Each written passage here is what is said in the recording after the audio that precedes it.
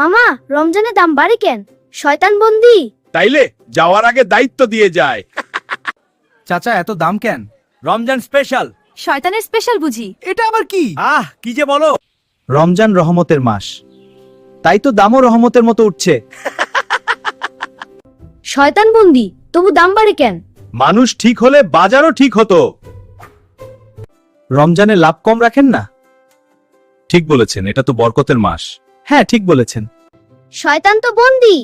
হ্যাঁ, তাহলে দাম বাড়ায় কে? মানুষের নফস। গতকাল 50, আজ 80 কেন? রমজান অফার। এটা অফার না, আফসোস।